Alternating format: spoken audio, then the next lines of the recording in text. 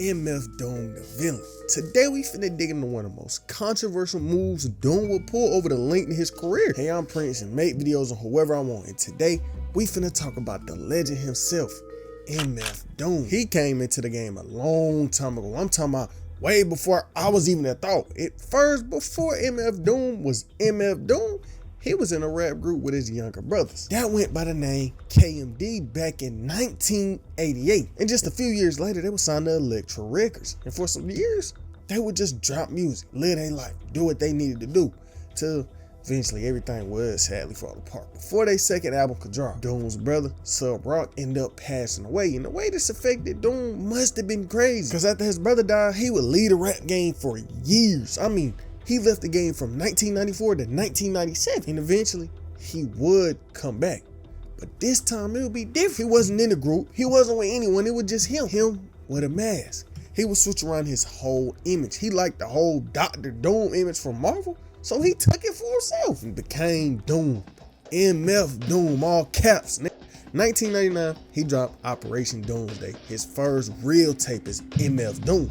And over the next few years, he would drop some classic albums, some real timeless music. But at the same time he was going crazy, problems came up. Remember, he got a mask on. If he doing the interview, he got a mask on. He performing, mask on. If you want to sit somebody out on stage with a mask on as him, it's possible. And that's exactly what he did, because Doom came up during a time without social media. He'd do a show, the whole crowd ain't recording, and people really ain't had internet, so it wasn't really no way to see Doom performing twice at the same time, or at least that's what he thought. For years, he would send people on stage as him in club videos, parties, anywhere he got asked to perform at, and eventually the world would catch on. And they wasn't happy. It's a YouTube video from 2007 named MF Doom Live at Rock the Bells. But some people don't think it was him. It's a whole conspiracy theory around this video of people really trying to figure out if this was Doom or not. Like, just look at the comments.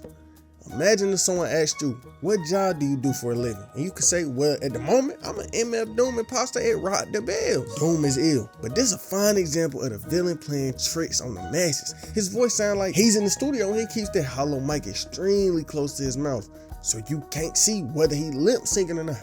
He entertaining himself more than anybody else. He truly came to destroy the rap game. But reports of Doom faking on stage go back farther than that. Reddit post about the situation had this to say. Years ago, like 06, 07, I found a blog post from a random club. I think it was in the Midwest. It was from the owner of the club, who was furious. He detailed how Doom signed a contract to perform at his venue. The deal was he paid Doom a fixed fee for the performance, half up front, half after. Deal was he could sell merchandise at the venue, but 100% of the venue fee will go to the venue. He paid Doom, but Doom never showed up. Instead, he sent a DJ from his entourage. Dude proved it with a picture taken of Doom from the gig that night, matching up scars on his face, hand with similar scars, same as at locations, all that. It really tore me up because Mad Villainy was my favorite album for a while, but I feel like I can no longer support anything Doom does. And around this time, people started to get scared about Doom tickets. They was thinking, how do I even know if he gonna show up or not? How I know he won't send some random nigga out on stage as him? And I get scammed. But it was one show that went viral, and this show had people really questioning Doom. So back in 2010, he had a 3-city mini tour where he'd go to Chicago, Toronto, and New York. First show, Chicago. Doom came out on stage, but it was something different. The crowd was picking up on real little things. One person who was at the show said this: Doom never once said anything except straight lyrics. Never once addressed the crowd, nothing. Clearly it was a recorded track when somebody laying down rhymes. Once Doom gave a few tracks, maybe 7, he just up and left. The lights popped on and a few thousand people felt like they got scammed out $30. Fans just kept coming out talking about the situation, and it got so big the venue itself had to come out giving a statement. According to Kira Kyles of Chicago, now representative of the Congress Theater, where he was supposed to perform at, confirmed that the real Doom is not the individual that performed. And something I didn't even say was, after the show, the whole crowd started booing and throwing trash on the stage because the performance was that bad.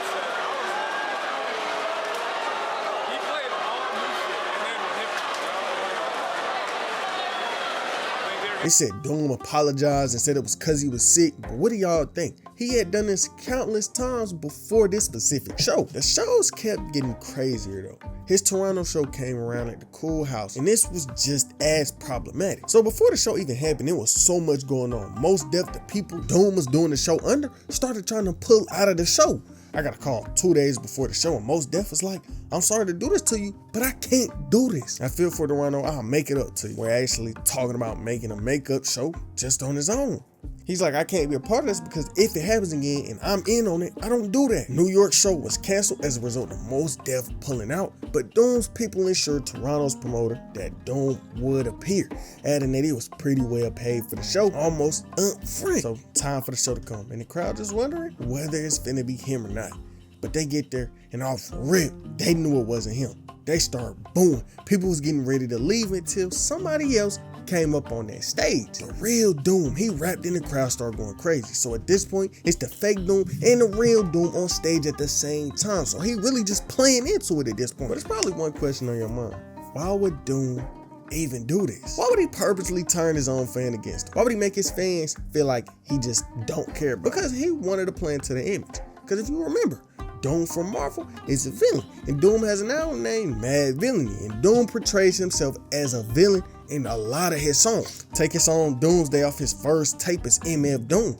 It's a word, no one name, MF the super villain. So he looked at it like it was art. He looked at it like it was all a part of the music. His role manager even came out reinforcing it. This is Doom's loophole. Doom always has to go to shows insinuating that Daniel Dumal, Doom's real name, the man behind the mask, doesn't necessarily have to show up as long as someone in a Doom mask does. They've been doing this. It's all intentional. I'm like, I'm all for art, but it's a better way to do this. What you doing is borderline fraud. We always say Doom's coming, but it's the perception. That's what I'm talking about. When people say Saw, what happens with him is not a mistake. It's engineers. What goes on, the whole thing, he likes that. This is the whole plan. He likes attention, and he likes the confusion it causes people. And the backlash Doom was getting was so strong, he even came out giving a statement on the imposter. Doom said, here's how I look at it, because the word in there is kind of funny. I'm a director as well as a writer. I choose different characters, I choose their direction, I choose where I want to put them. So who I choose to put as the character is up to me. The character I hired, he got paid for it. There is no imposter.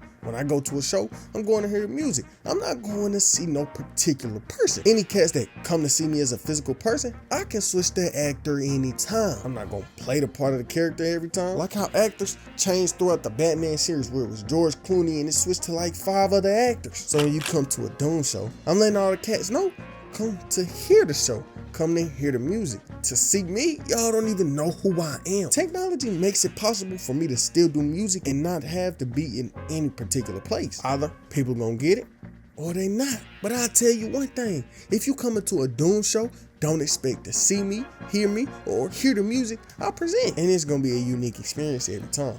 So that's all I gotta say about that. Not everybody looked at it like that. Not everybody felt like what he was doing was art.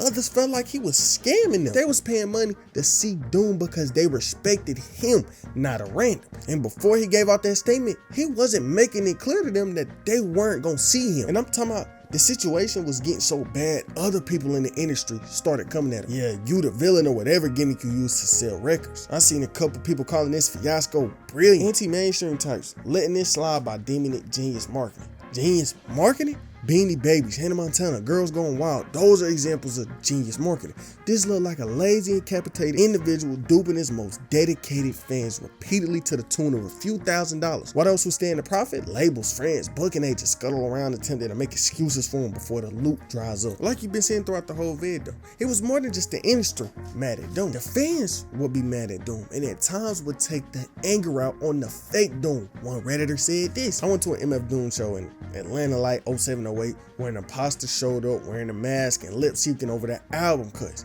Everybody caught on and the fake Doom got chased out the back of the venue, jumped in a car and peeled out the parking lot. It was madness. They ended up coming back the next day and giving away a truckload of custom Doom Nikes to make up for it. But what do y'all think? Would y'all be okay with paying to see artists, then they send a stunt double up? Or do y'all understand and agree with what Doom was saying? Rest in peace, Doom, but I feel like Doom is the only artist who will ever be able to do something like this because of who he was. If any other artist came out today trying to do what he did, they'd get so much backlash. Internet would try to cancel him. Speaking of canceling somebody, the artist from my other video basically got canceled because he said he ain't like Tupac's music.